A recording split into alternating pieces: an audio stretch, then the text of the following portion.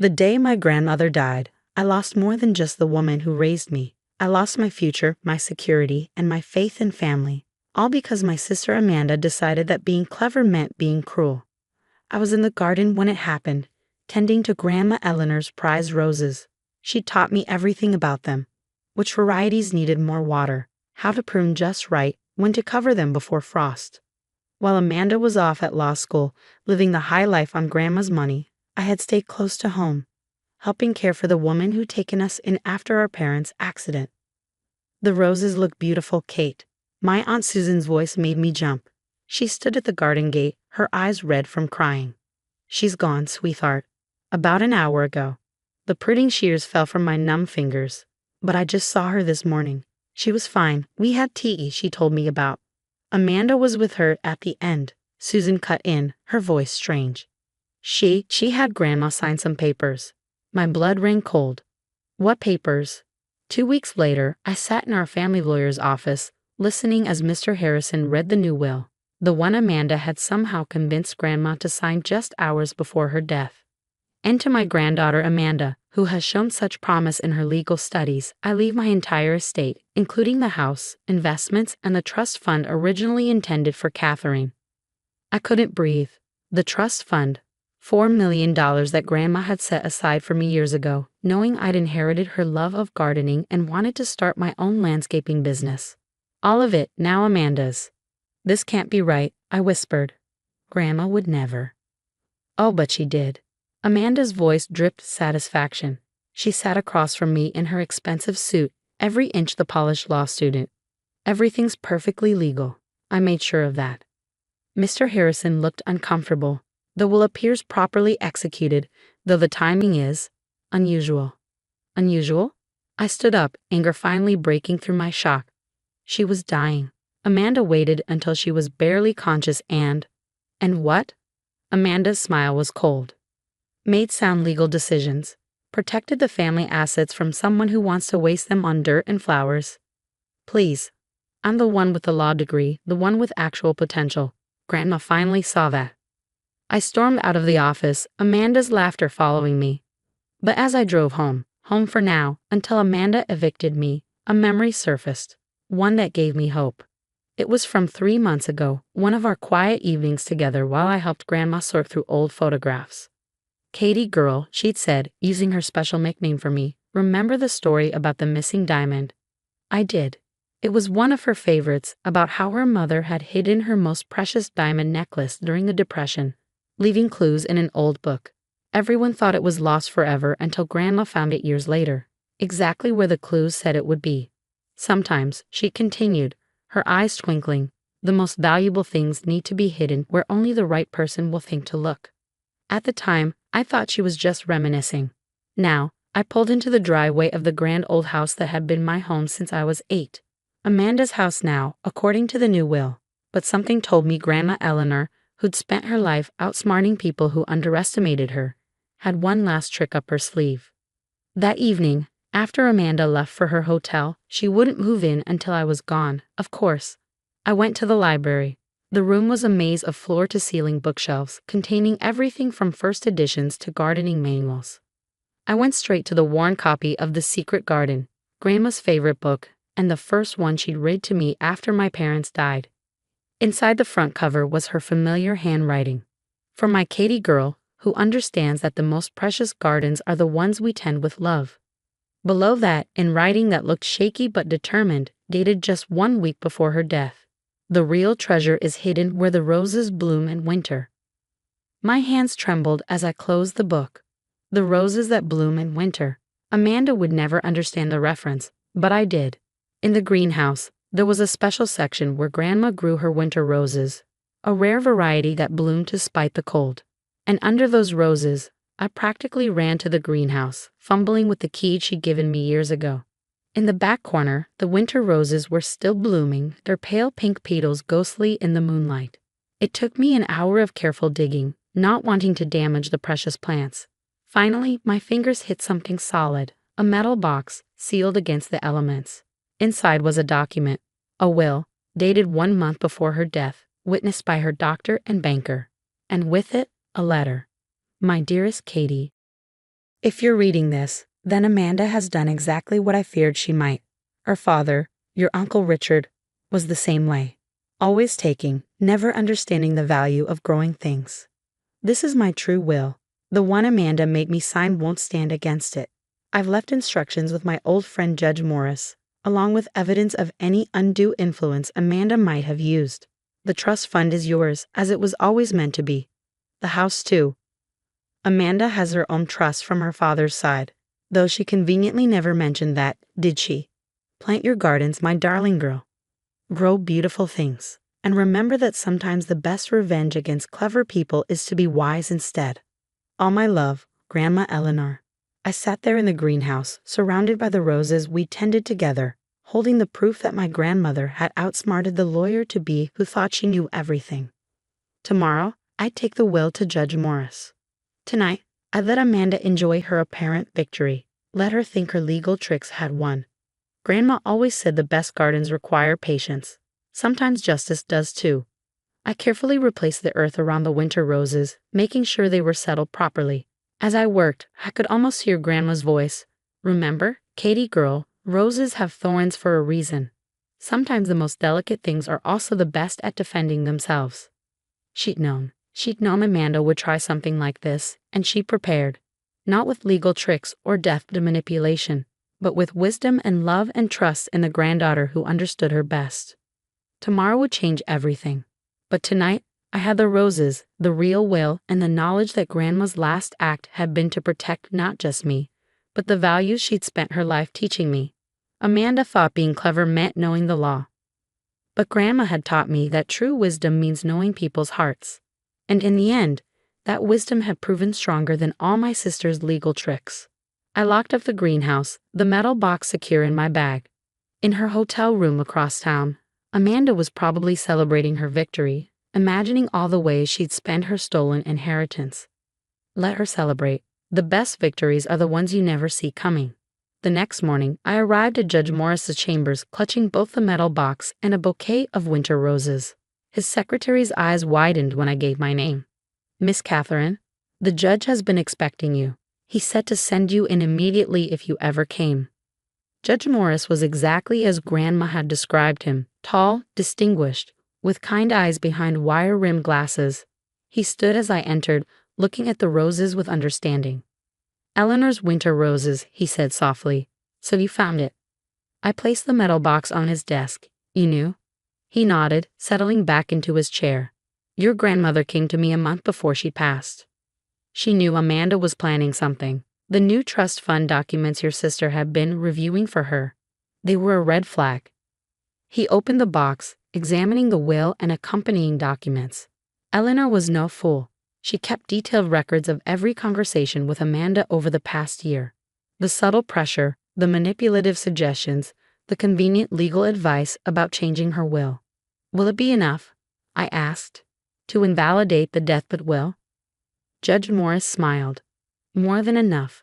But Eleanor wanted to wait to let Amanda show her true colors first. She said, and I quote, sometimes you have to let the weeds grow tall enough to pull them out by the roots. 2 hours later, I sat in the main conference room of Harrison and Associates, watching Amanda stride in with her usual confident smirk. Her new designer handbag probably cost more than my car, no doubt purchased with what she thought was her new inheritance. Really, Kate, she sighed, seeing me. More legal challenges? I thought I explained this clearly. The will is ironclad. Is it? Judge Morris's voice made her spin around. He stood in the doorway, holding the metal box.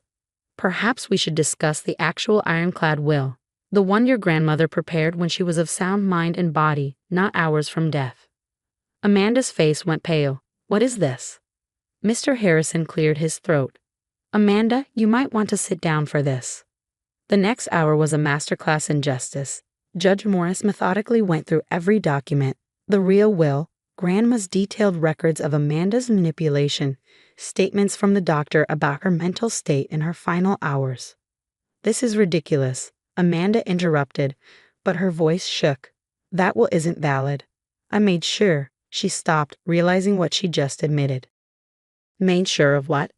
Judge Morris asked mildly. That your grandmother was too weak to resist when you pressured her to sign a new will. The one you had prepared in advance, just waiting for the right moment. I deserve that inheritance, Amanda shouted, her polished facade cracking. I'm the one with the law degree, the one with real plans. Kate just wants to play in the dirt like some glorified gardener. Your grandmother, Judge Morris said firmly, wanted her estate used to create beautiful things, not fund a lifestyle of manipulation and greed. She chose Catherine because she saw in her the same values she held dear. This isn't over, Amanda snarled, grabbing her designer bag. I'll fight this. You'll what? I finally spoke. Use your legal knowledge. The knowledge you used to manipulate a dying woman. By the way, Grandma knew about your other trust fund. The one from Uncle Richard. Amanda froze. How did she? She had better lawyers than you, Judge Morris smiled. Ones with ethics. That trust fund is quite substantial, isn't it? More than enough to fund your real plans without stealing from your sister. Watching Amanda's face, I finally understood what Grandma had meant about letting weeds grow tall enough to pull out either roots. My sister had revealed exactly who she was, and now she couldn't hide it anymore. The next few weeks were a whirlwind of legal proceedings. Amanda's deathbed will was invalidated. The real will was verified and executed. And my sister, well, she did what she'd always done when things didn't go her way. She ran. Last I heard, she'd taken a job at a corporate law firm in Chicago, probably plotting her next clever scheme. But she'd lost more than just the inheritance. She'd lost any claim to Grandma's legacy, the house, the gardens, the respect of everyone who'd known Eleanor Mills. I stood in the greenhouse, tending to the winter roses that had protected Grandma's real will. The trust fund was being transferred to my accounts. But that wasn't what mattered most. What mattered was that I could finally start building what Grandma and I had planned together. The landscaping business would focus on creating sustainable gardens, teaching people to grow beautiful things even in unlikely places, like winter roses blooming despite the cold. Miss Catherine, my new assistant Sarah poked her head in. The contractors are here to discuss the education center plans. I smiled, remembering Grandma's vision, using part of the estate to create a place where children could learn about gardening, about patience, about helping things grow. Tell them I'll be right there, just finishing up with the roses. As I gathered my tools, I spotted something carved into the greenhouse wall, hidden behind a climbing vine. Grandma's handwriting. For my Katie girl, remember that the most valuable things we grow are not the flowers themselves, but the wisdom to nurture them, the patience to wait for them, and the love to share them. Never let the clever people make you doubt your kind of wisdom. I touched the words gently. Amanda had thought she was so smart, using legal tricks to steal what she wanted. But Grandma had understood a deeper truth, that real wealth isn't just about money. It's about values, about growing things that last, about leaving the world more beautiful than you found it. The contractors were waiting to help me build something new, something that would honor Grandma's legacy in a way Amanda's legal schemes never could. Sometimes the best revenge isn't just proving someone wrong. It's proving yourself right. I locked up the greenhouse, patting the winter roses one last time. They'd done their job, protecting Grandma's real will until the right moment. Now it was my turn to protect her legacy, to grow it into something even more beautiful. Amanda had wanted to take everything, thinking that cleverness was enough. But Grandma had known better. She trusted that wisdom, patience, and love would win in the end. And as always, Grandma had been right. 1 year after finding Grandma's real will, I stood in the transformed backyard of the estate, watching as dozens of children planted their first seeds in the new learning gardens. The Eleanor Mills Garden Education Center was everything Grandma and I had dreamed of, and more. Miss Kate. 7-year-old Tommy ran up, his hands covered in soil. My sunflower is taller than Billy's. Remember what we learned about gardening? I knelt beside him. It's not about being better than someone else's flower. It's about helping your own grow strong. He nodded seriously. Like your grandma's winter roses? Exactly like that. The winter roses had become something of a legend among the students. I propagated them carefully, creating a special section where they bloomed year-round, reminding me daily of Grandma's wisdom. Sarah approached, tablet in hand. The magazine crew is here for the interview, and there's something else you should see. She handed me her tablet, open to a legal news website. The headline made my stomach clench. Rising star attorney disbarred for ethical violations. The photo showed Amanda being escorted from her Chicago law office, clutching her designer bag like a shield. According to the article, she'd been caught falsifying documents in a major corporate case, the same trick she tried to use with Grandma's will, but this time with less success. Her firm is pressing charges, Sarah added quietly. They're saying this wasn't her first offense. I handed back the tablet, feeling a complex mix of emotions. Part of me was sad for my sister, whose cleverness had finally outsmarted itself. But another part remembered her smirk as she tried to steal my inheritance, her contempt for everything Grandma valued. Miss Kate. Tommy tugged my sleeve. Can we water the roses now? Of course, sweetie. The roses always come first. But life has a way of bringing things full circle. 3 days later, I found Amanda sitting on the front steps of the estate, looking nothing like the polished lawyer who tried to steal my inheritance. Her designer clothes were wrinkled, her makeup smeared. Come to gloat? She asked bitterly. Actually, I'm here to tend the gardens. You know, playing in the dirt as you called it. She flinched. I lost everything, Kate. My job, my reputation, my future. Like you tried to take everything from me. That was different. I had plans, ambitions. And I didn't. I gestured at the thriving education center, the new greenhouses, the lines of children eagerly learning about nature. This was my ambition, Amanda, creating something that helps things grow, including people. I need help, she whispered. Money, a place to stay. I'm your sister. I looked at her for a long moment, remembering Grandma's words about wisdom versus cleverness. You're right, you are my sister, which is why I'm going to help you, but not the way you want. What do you mean? There's a position open here. Assistant gardener, working with the children's program. Room and board included, modest salary. Hard work, dirty hands, and a chance to learn what Grandma tried to teach us both. You want me to be your gardener? She sounded horrified. I'm a lawyer, or I was. No, I want you to learn what real growth looks like, to understand why Grandma chose me to carry on her legacy. Take it or leave it. She stared at the ground for a long time. Finally, in a voice barely above a whisper, when do I start? The next few months were interesting. Amanda struggled with the physical work, complained about the early mornings, and initially treated the children like annoying obstacles. But gradually, something changed. I found her one evening in the winter rose section, carefully removing dead leaves from the plants. They're so delicate, she said, not looking at me. But strong too. I never understood before. What Grandma saw in them. What she saw in you. Amanda's hand stilled on the roses. I thought being clever was enough. That knowing the law meant I could take whatever I wanted. But watching you here, seeing what you've built. It's what we've built, I corrected her. Grandma's legacy. She finally turned to face me, eyes shining with tears. I found this. She pulled a folded paper from her pocket, in one of Grandma's old books. It was a photo of us as children before our parents' accident. Amanda and I were in Grandma's garden, both covered in mud, laughing as we planted marigolds. We were both gardeners once, I said softly. Think I could be one again. I handed her a pair of pruning shears. Winter roses need careful handling. Want to learn? As I taught my sister the proper way to tend the roses that had saved her from her own worst instincts, I thought about Grandma's final lesson. Sometimes the things we try to take by force only come to us when we're ready to nurture them instead. Amanda had wanted to steal an inheritance. Instead, she was finally inheriting what really mattered, the wisdom to help things grow. The children started calling her Miss Mandy, delighting in teaching her what they'd learned about patience, care, and the joy of seeing something bloom against the odds. And in the greenhouse, where winter roses still guarded their long-ago secret, two sisters learned to grow something new from the roots of the past.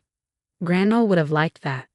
After all, she'd always said the best gardens have room for every kind of flower, even the ones that take a little longer to bloom.